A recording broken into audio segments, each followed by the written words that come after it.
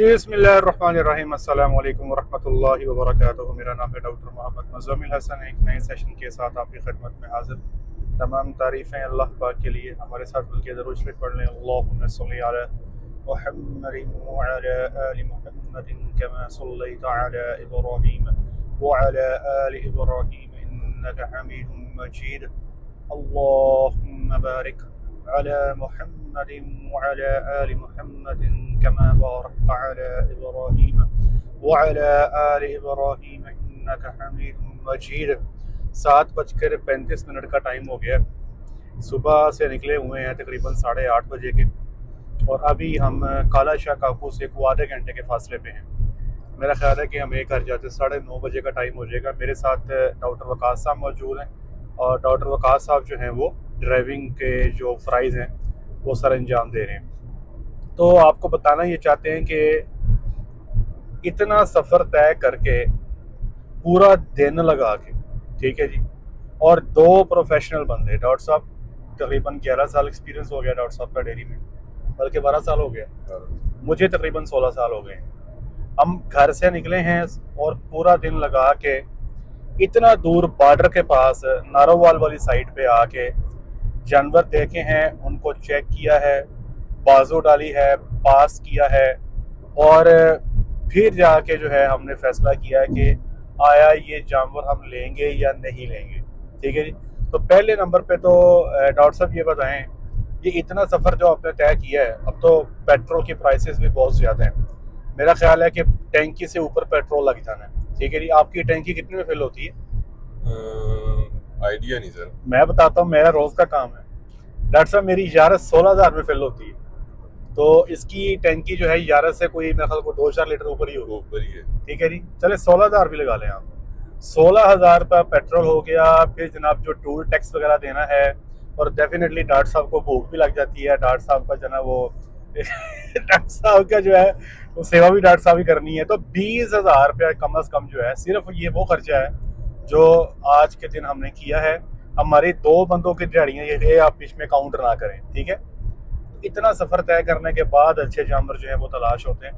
तो एक तो पहली गुजारिश ये है कि आप लोग हमें व्हाट्सएप पे वीडियोस भेज देते हैं कि यार ये बताएं ये क्या है, ये कैसी है। ऐसे नहीं होता। अगर इतना आसान हो तो हमें क्या ज़रूरत है इतना सफ़र तय करने की, पूरा दिन लगाने की, अपनी दिहाड़ियाँ ज़ाया करने की, और इतना खर्चा करने की। ठीक है जी।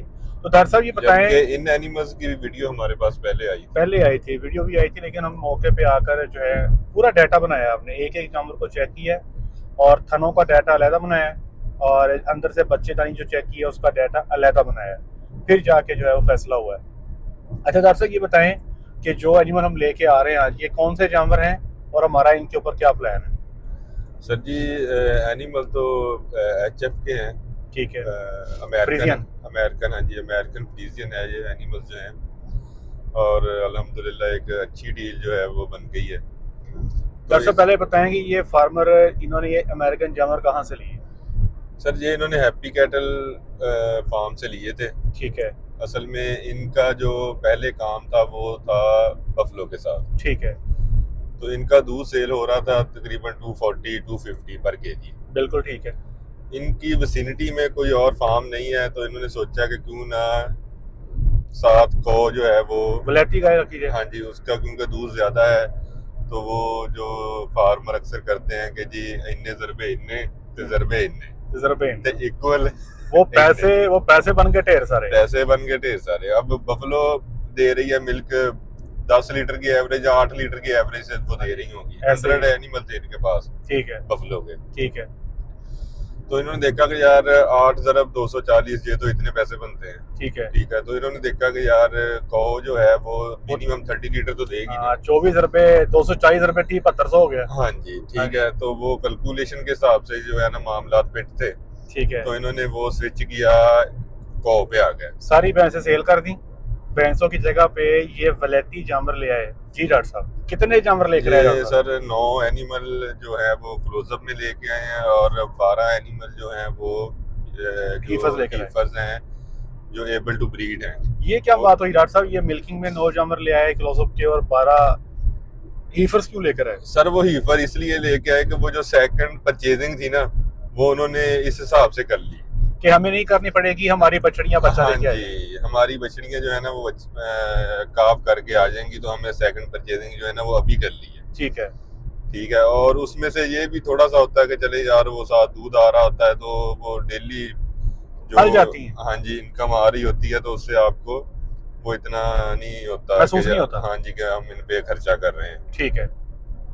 और फार्मर ये भी सोचता है कि यार पता नहीं हालात मुल्क के क्या है, पहले 5 लाख की 7 की हो गई, फिर 9 की हो गई, 12 की है, अब तो पता नहीं कल 14 की हो जाएगी, परसों 16 की हो जाएगी, ये तो ऐसे ही है, ठीक है ना, तो वो ऐसे ही है। कई जो है ना वो शक्कूक व शुबहात होते हैं। ठीक है।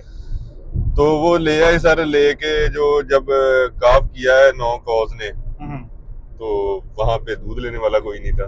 हाँ। ठीक है, वो अब वहां पे जो सारा अहले इलाका है वो कह रहे हैं कि जी हमने तो सिर्फ बफलो का दूध जो है ना वो चाहिए।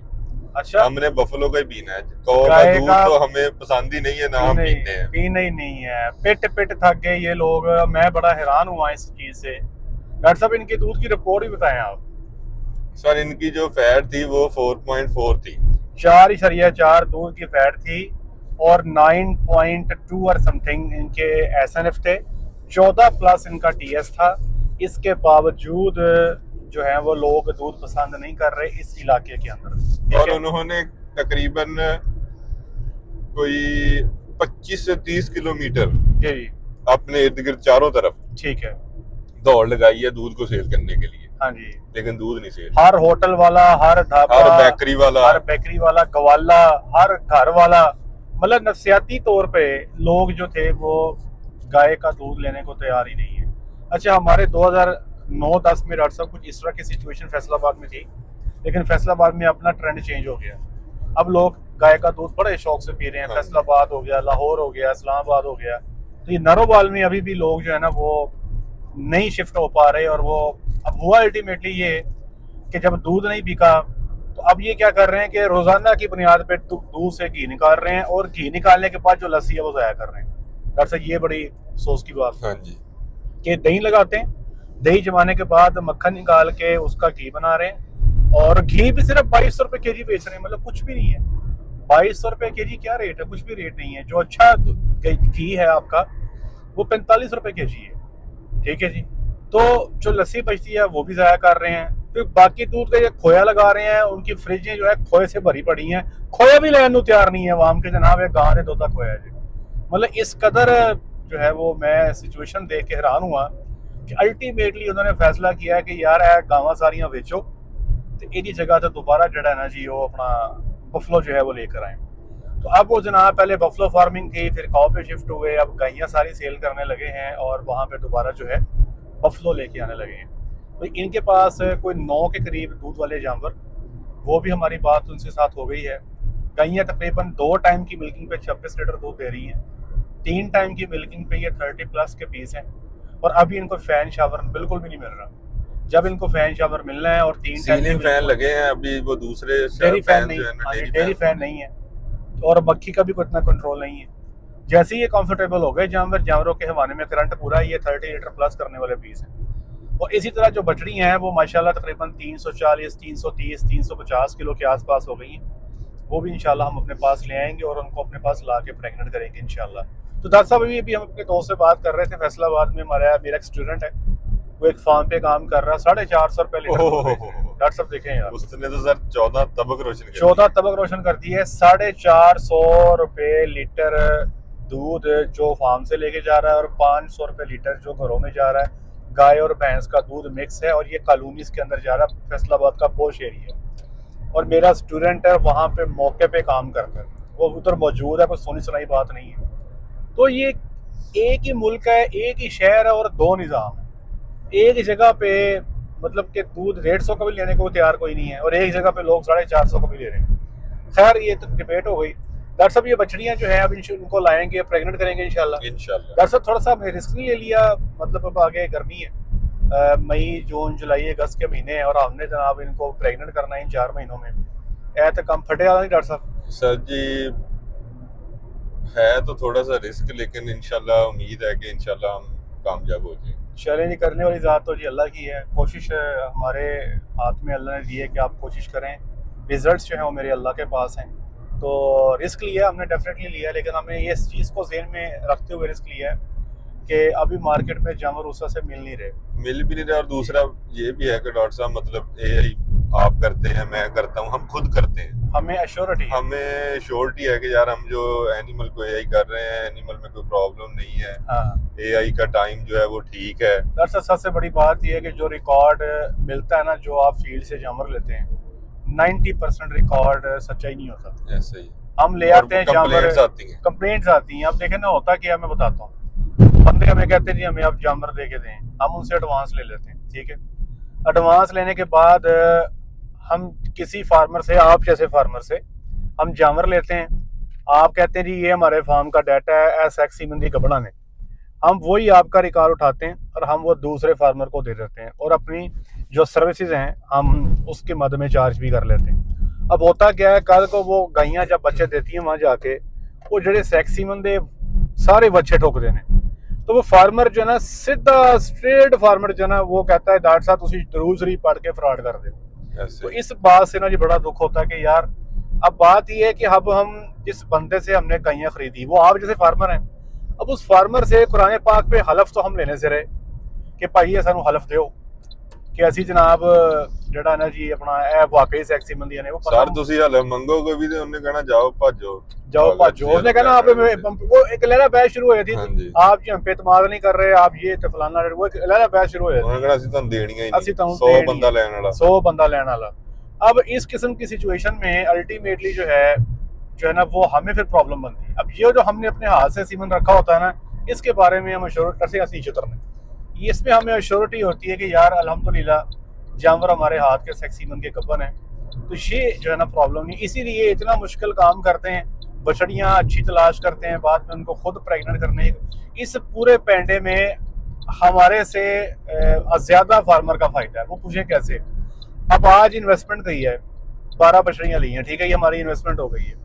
अब इसके ऊपर मजीद 3 से 4 माह की इन्वेस्टमेंट होगी। कैसे, एक तो इनको लेके जाएंगे, इनको प्रोटोकॉल लगेंगे, इन पे सीमन रखोगा, इनकी फीडिंग कॉस्ट है, शेड में रखोगे, मुलाजमीन की कॉस्ट आनी है, सब कुछ। और 4 से 5 महीने के बाद ये इस कैटेगरी में पहुंचेंगी, ये 3-3, 4-4 माह की प्रेग्नेंट होगी, तब इनका कस्टमर जो है वो जनरेट होगा। तो ये तकरीबन को 5 माह हमारी जो पेमेंट है, हमारी जो इन्वेस्टमेंट है वो बाउंड हो जाती है।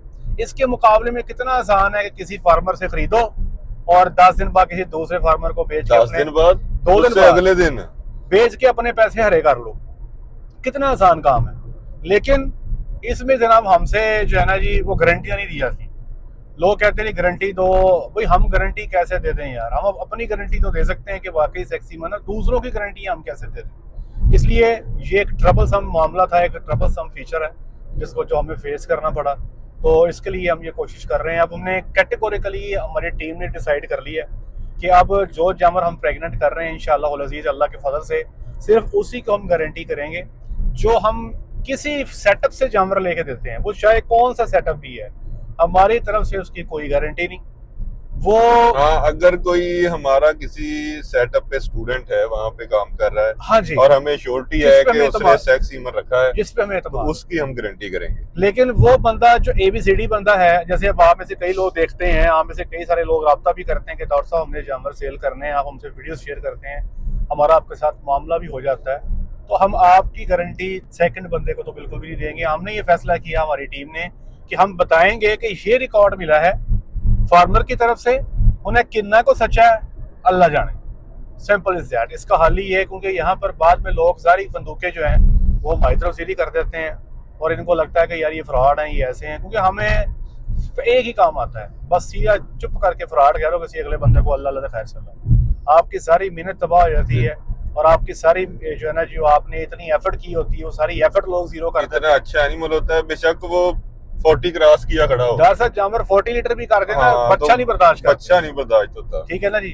तो खैर जी, ये आपके साथ शेयर करना था। आज हम तकरीबन 9, 9:30 घर पहुंचेंगे। ये एफर्ट सिर्फ आप लोगों के लिए भाईजान, ताकि आपको जो है वो जानवर दिए जा सकें जिसपे हमें एतमाद हो। भी कल हमने अपने फार्मर्स को जानवर दिए अल्हम्दुलिल्लाह, तो उसमें जो सेक्सी मन के प्रेग्नेंट हैं वो हमने लिख कर दिया है कि यार ये हमारे फार्म के, हमारे हाथ के प्रेग्नेंट है इंशाल्लाह, और हमें उस पर पूरा उम्मीद है इंशाल्लाह कि वो बछड़ी ही आनी है अल्लाह के हुक्म से इंशाल्लाह। लेकिन डॉक्टर साहब इशू ये है कि अगर आप खुद भी सेक्स ह्यूमर रखते हैं जी जी, उसमें भी तो मेल आ ही सकता है। 85% चांसेस फीमेल के हैं, 15% चांसेस मेल के हैं। तो अब आप ये भी श्योरिटी नहीं दे सकते कि यार मतलब आपने 100 कॉज को रखा है तो 100 फीमेल ही तो नहीं ना आनी, नहीं, उनमें से ऐसे मेल एक नहीं चीज आएंगे, बताऊं डॉक्टर तो साहब, वो कोई भी किसी भी बंदे के पास जा सकता मैं है। बताता हूँ डॉक्टर साहब, जिस बंदे ने तो 1 या 2 दाने लिए हैं, 2 जामर लिए हैं सेक्सीमन के ना, और बाकी वो सेक्सीमन है, उसका क्लेम नहीं बनता।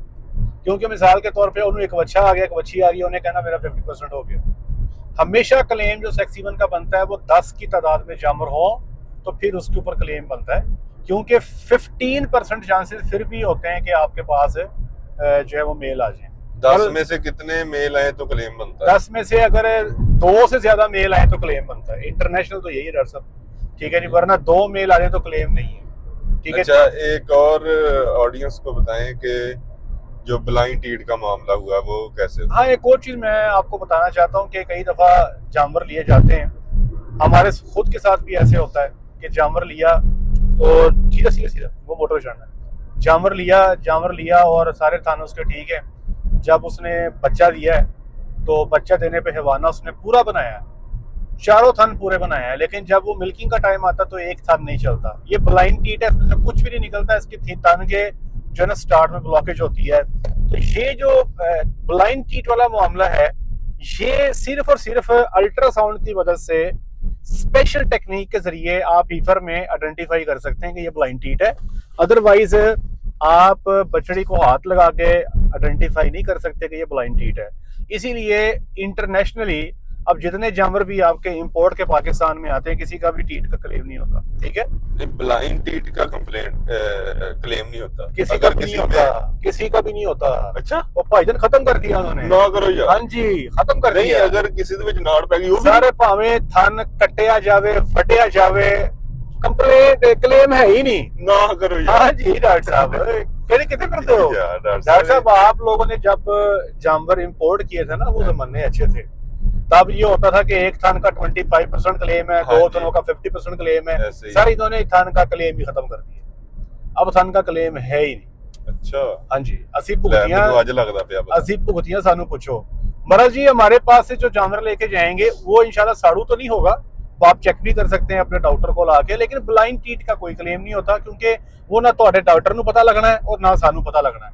ਉਹਦਾ पता ਉਦੋਂ ਹੀ लगना है ਜਦੋਂ ਸੁਣੀ है। ले जनाब, क्या ਪਾਕਿਸਤਾਨ ਤੋਂ ਇਲਾਵਾ ਕੋਈ ਗੋਰਿਆਂ ਦਾ ਡਾਕਟਰ ਵੀ ਉਹਨੂੰ ਹੱਥ ਨਾਲ ਪਕੜ ਸਕਦਾ ਉਸ मैं कहना जी अमेरिका तो ਤੁਸੀਂ ट्रंप ਨੂੰ ਵੀ ਲਿਆਓ, ਉਹਨੂੰ ਵੀ ਪਤਾ ਨਹੀਂ ਲੱਗਣਾ ਕਿ ਇਹਦਾ ਤੁਹਾਨੂੰ ब्लाइंड है। ਸਹੀ ਹੋ सब तो सियाना तो इसलिए वही बना फिर रहा। हाँ। चलिए बहुत शुक्रिया, अपना ख्याल रखें, दुआ में याद रखें, 5 वक्त की नमाज बाजमात अदा करें। अस्सलाम वालेकुम रहमतुल्लाहि व बरकातहू।